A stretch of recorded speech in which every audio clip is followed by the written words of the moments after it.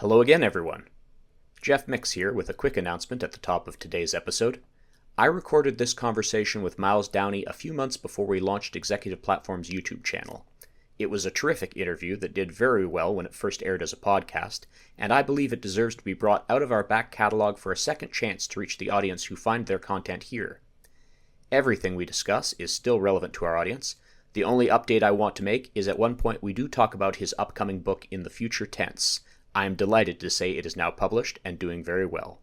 With that said, please enjoy. Hello again, everyone. My name is Geoff Micks. I'm Executive Platform's Head of Content and Research. My guest today is Myles Downey. He has 30 years of experience as one of Europe's leading business performance coaches, working with the senior leadership of some of the world's top organizations in the banking, manufacturing, energy, professional services, and public sectors. He is the founder of the School of Coaching, a highly respected provider of coach training and executive coaching in the United Kingdom and Europe. He is also the author of 3 Amazon bestsellers, Effective Coaching, Lessons from the Coach's Coach, Effective Modern Coaching, The Principle and Art of Successful Business Coaching, and Enabling Genius, A Mindset for the 21st Century. I also understand he has just co-authored a 4th book entitled The Enabling Manager, How to Get the Best Out of Your Team. I'm really looking forward to this conversation. Myles, thank you so much for joining me today. It's a real pleasure, Geoff. I want to start off by giving people a little more context about you. Can you tell us about your background as a thought leader in the world of performance, learning, and coaching? Yes. It's kind of an odd place. I was actually an architect working in Dublin, and very young. My first position, and I came upon a book written by a fantastic American, Timothy Galway, called The Inner Game of Tennis. It's a book that was written, I think, published in '72, I think, and it still sells and was sold in its millions. And it just described a different approach to performing, to learning, something that was much more holistic, that was about yourself and your own authority. And and igniting that person inside that sometimes gets swamped by the instructions from the coach. So it set me on a journey to see what I could find out, and I eventually trained with some of Tim's colleagues here in the UK, in London, and over a number of years we developed what Tim's kind of core material into an approach to coaching, which many people in the UK and across the world now are familiar with. Tell us about the School of Coaching. What led you to create it, and what was your vision for the organization?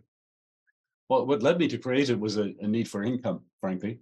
I had been inside a wonderful little organization, which was the first kind of coaching consulting house, certainly in Europe, maybe even further afield. I kind of, like a youngish man growing up wanting to do my own thing, left that organization. I was thinking about what I could do. And I recall the client saying to us at one point about that they loved the skills that we had, but felt that their managers could use our skills. And it's somewhere that little idea started going around in my head that actually there was a need to train people. That was kind of in 96, 97, and the coaching industry, if that's what it is, was beginning, profession, better word, was beginning to emerge. But it was full of all kinds of weirdos and people with strange practices and often very little business understanding. So I thought that there was a place in the market to make a stand and say, actually, this is what coaching is. So the intent was to create a center of excellence. As we got going, it took a few years. We had people coming in from across the globe to attend our programs. So we were training people who became then professional coaches. But the biggest part of what we were doing was actually giving our skills to managers. That was where the money was. So we trained managers in the skills of coaching so that they could get the best out of their teams in turn. In your book, Effective Modern Coaching, which I believe you wrote about a dozen years after Effective Coaching, you discuss the importance of modern coaching for modern leaders. How did your ideas about coaching evolve between your first and second books, and how does your concept of modern coaching fit into today's changing business landscape? Right, it's the second bit to kind of focus on mostly, because I think the model of coaching is very much based on the notion that the other person, the person you're working with, the person you're coaching, has uh, intelligence, imagination, problem-solving capabilities, creativity, and that if you can annex that um, uh, to help them solve their own problems, have their own thoughts, then you're doing more than just coaching. You're actually building confidence, you're building resilience, building resourcefulness, even responsibility that then lasts beyond the coaching intervention. Um, and so that's a very important set of skills to elicit the answers from the other. But that is balanced then as you learn to do that, then you also learn to feed in your own intelligence, imagination, creativity, intuition into the picture. And the real evolution was about getting real was one about getting even further disciplined and clear about the core skill, and then understanding how I myself could use my intelligence without robbing the other person of their own authority. And that was the key bit. So there was that evolution, and it was more about subtleties and nuance than it was about any big explosion. But there was something happening, as your question indicates, in the world, and we've which has accelerated since then. With the millennials and Generation Z, which are over talked about, I think. But there was that whole sense that began to emerge that the people you manage aren't just kind of cannon fodder, and just to be ordered around the place. So that idea was growing. That kind of last century idea of command and control, that was diminishing, because people were saying, I'm not willing to be pushed around like that. People were beginning to say, I want to work in my own way, all of those messages beginning to emerge. And then at the same time, I mean, it's kind of trite to say it, but it's no less true, is business is speeding up. There's more interconnectedness.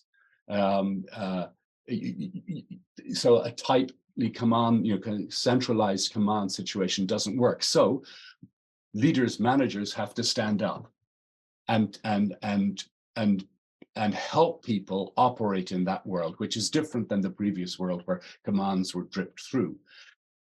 So it's about being responsive in the moment. It's about seeing and being willing to see and hear somebody else stand up and make a contribution. It's about encouraging that. So quite different ways of behaving. And that then to be able to be responsive in the moment requires something different of the leader, or indeed the manager. It requires a certain confidence that if you're not getting the message from above and simply translating it and passing it on to the person in your team, if that's not happening, then you've got to have something to be confident in. You've got to have some self-confidence. You've got to have somewhere to stand. So you've got to, in other words, you've got to know who you are, and you've got to know how you show up as a leader. So it's changed in that it puts much more emphasis on the nature, the makeup of that manager and leader to be a center of calm in the storm, and to be able to rise above the day-to-day and make quick but informed decisions. And that's quite different. You've been working with C suite executives and senior leaders across a wide range of industries and government organizations. Could you give Yeah. us a better sense of what you do in your day to day? And is there a particular impactful experience you can share with us about your time as a coach? Yeah. Um, I've got to say that the part of the enjoyment of what I do is that it constantly evolves. And so, I'm in my early 60s, and I grow in confidence even in the latter years, and hopefully that will continue in the next few. So I think and that's kind of, I wanted to say stature, but that doesn't sound very humble. But it gives you a permission to act, and so I'm trying to bring all of my experience and my resources to bear in the situation, while respecting the autonomy of the person I'm coaching with. And what it looks like is, I'm it's a my coaching. So this kind of, the world of coaching has kind of, I don't like where it's going, because it's become very much about development. So it's a very nurturing process. Not that that's bad, but it's missing this whole other thing, which is about performance. So I'm not unique in this, but I'm damn close to unique in this, in that I do leader performance coaching. So leader, it's you. Performance, it's what you produce, it's the results. So it's a business driven, results focused approach, which marks me out as being different. But then, I'm being called in to coach somebody, not to make them a better person. This needs to make a difference within the business. So this starts with a conversation, which I usually kind of use the words, what's the job you've got to do, is my opening question. And it takes a while for us both to find common language around that. But that's what I'm trying to find out. What's the job you've got to do? What have you got to deliver? And very often the people I'm working with, it's some kind of a project, a product launch, it's a transformation of their organization in some way.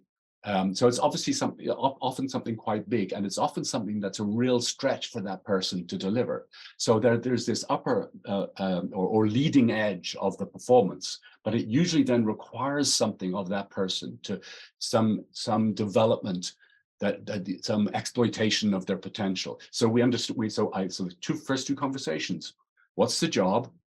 What is the demand of you? Do you see that you're going to have to change in any way? So I've now got two threads of conversations to take forward with that person. And over a period of time, we keep our eyes on both of those things. And I'm helping that person. Sometimes it would look like a sounding board. Sometimes I might look almost like a psychotherapist in those conversations, because it very often, given the profile of some of the people I work with, they might be in the papers the next day. So it requires that we dig deep into the resources that they possess.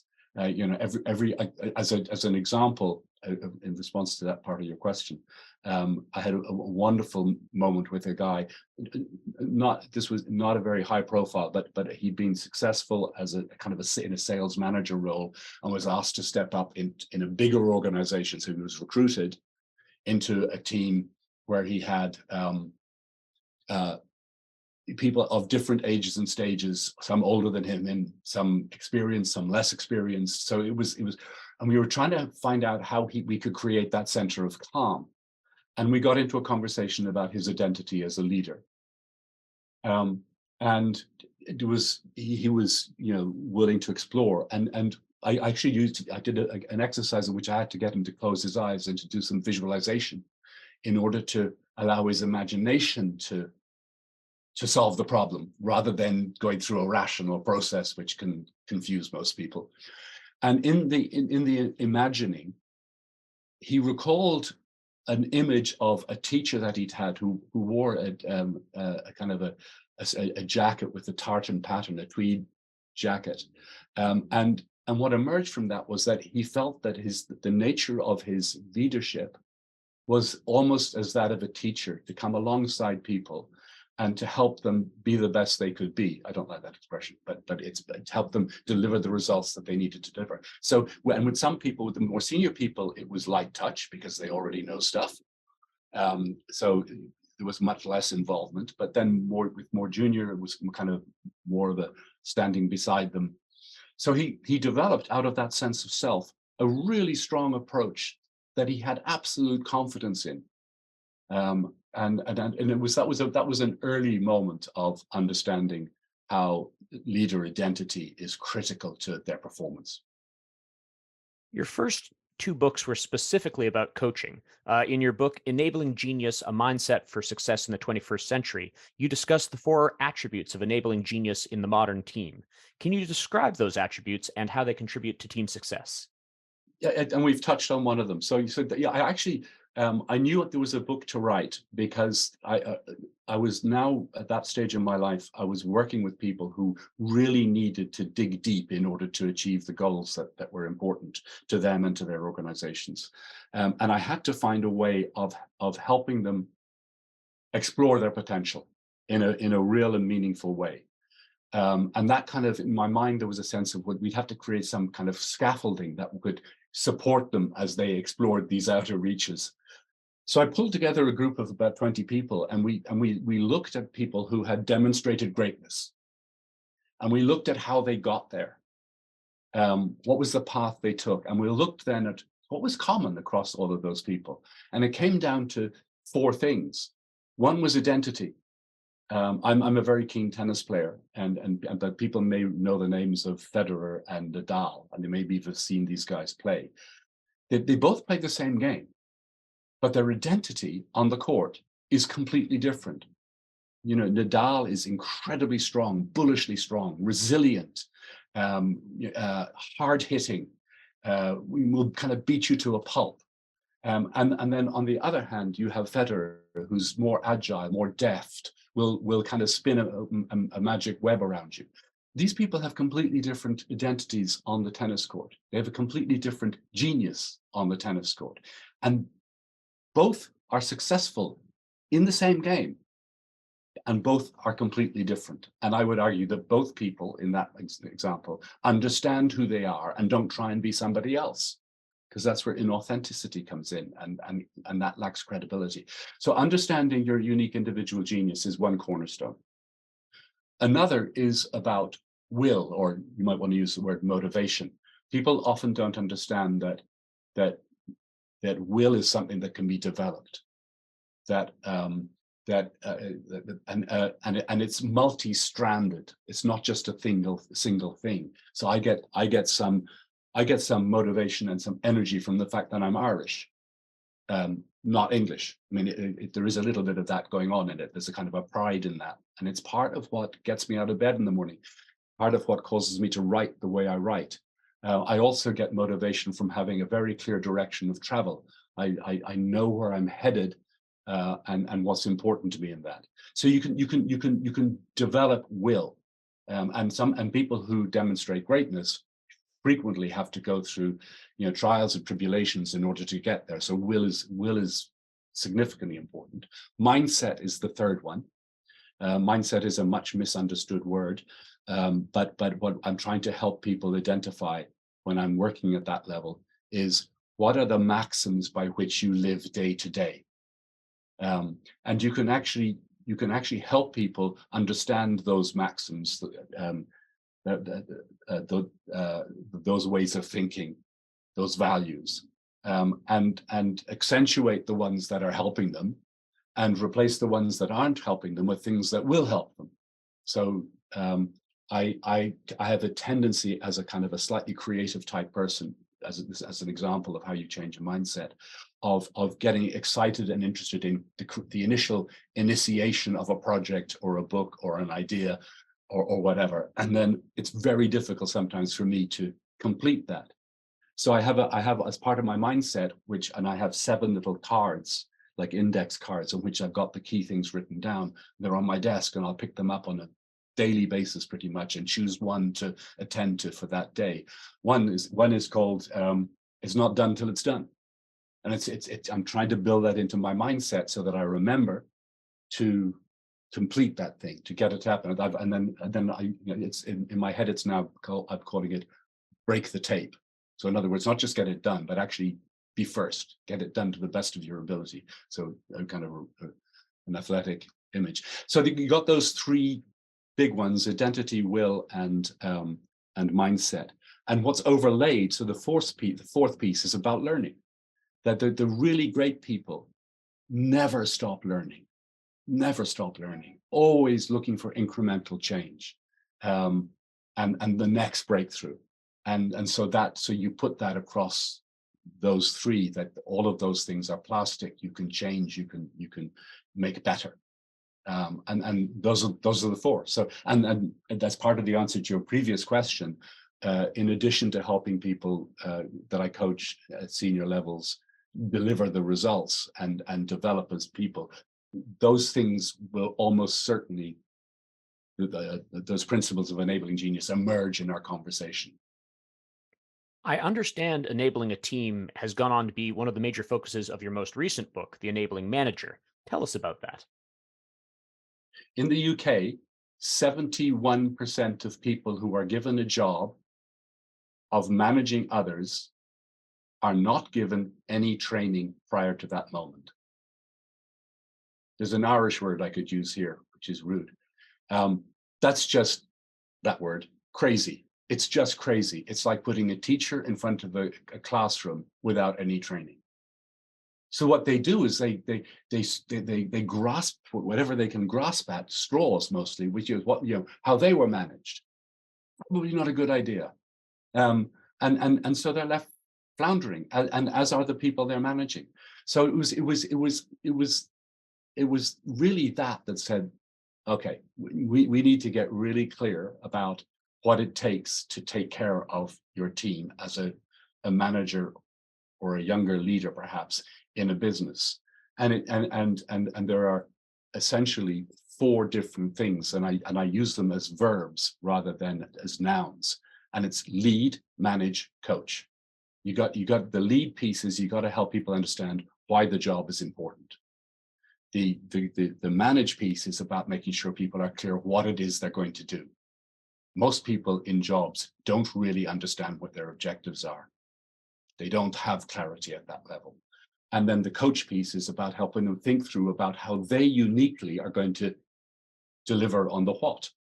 And it's and when those, if you wanted somebody, if you were a manager of people and you wanted one of those people for whatever reason to fail, here's what you do: is don't tell them why the job is important. Don't tell them how it connects with the vision for the overall company and help them get inspired. Don't do that. Make sure they have absolutely no clarity about what your expectations are, and really spend no time with them clarifying their plan of action. They will fail. If those things are clear, the why, the what, and the how, then people actually have the conditions for high performance are satisfied. The conditions for flow are satisfied. There's little mental interference going on in that moment. So people will then tend to be more engaged, more productive, more creative, and take greater responsibility in the workplace. So that was what that book was about. And yeah. Just one final question before I let you go. If there was one key idea or issue you want to highlight for the senior leaders listening to this right now, what would that be? What would you like our audience to be thinking about further after they have finished listening to this podcast? It's a profoundly important question, at least in the way that I'd like to try and answer it.